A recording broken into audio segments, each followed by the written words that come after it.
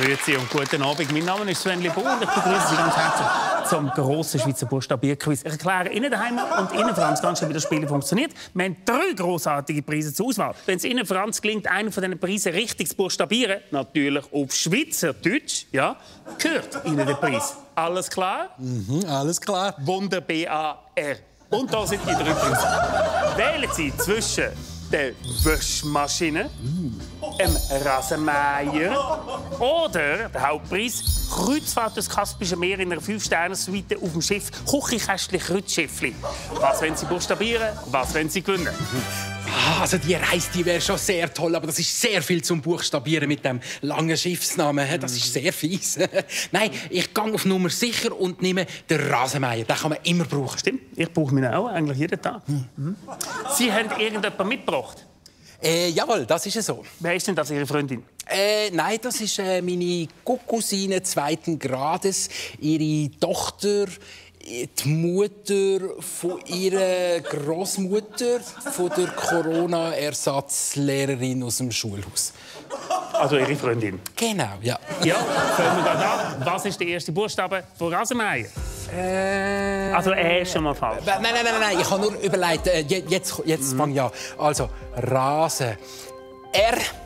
R-A-S-E. Moment, nicht so schnell. Wir sind Schweizer Ich Buchstabierquiz. nehme noch ein M. Oh, bis dahin stimmt's. I-E-S. Yes! Aber jetzt wird es schwierig. Was kommt denn jetzt? Nehmen Sie jetzt das E oder das E-H oder das E-I eventuell oder das E-Axo-Egi oder das Schafs... Ich nehme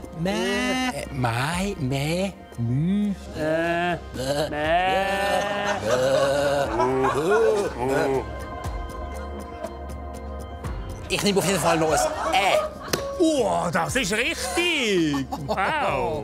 Ja, ich habe Germanistik studiert, oder? Ja. Also, wie geht es aber weiter? Nochmal ein E? Was, das zweites E? Das weiß doch ich nicht. Ja, aber das kann ja jeder schreiben, wie er will. Da gibt es keine Regeln. Was? Natürlich gibt es Regeln. Da, wir halten den streng als Tüdeli. Schweizerdeutsche Rechtschreibung. Das kenne ich gar nicht.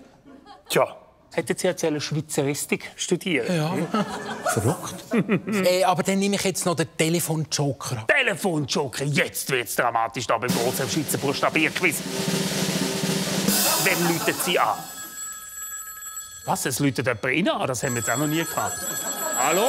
Ja, grüezi. Hier ist Contact Tracing, Kanton Aargau. Ich freue mich, Ihnen mitzuteilen, dass Ihre Quarantäne per 6. Januar offiziell vorbei ist. Wie ist es Ihnen ergangen? Es ist Frühling, ich bin schon lange draußen. Entschuldigung. Ja, wir sind eben hinten drin. Aber wenn ich Sie jetzt gerade schon am Telefon habe, ich bin da eben in einer Fernsehsendung und... Telefonjasserin.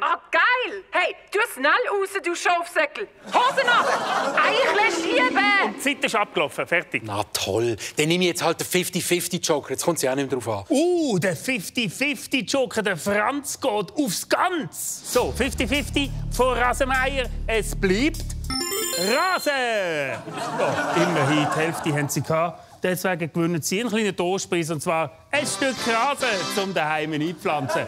Und das war es auch schon wieder gewesen vom grossen Schweizer Buchstabierquiz. Schalten Sie nächste Woche wieder ein mit mir, Sven Lebon.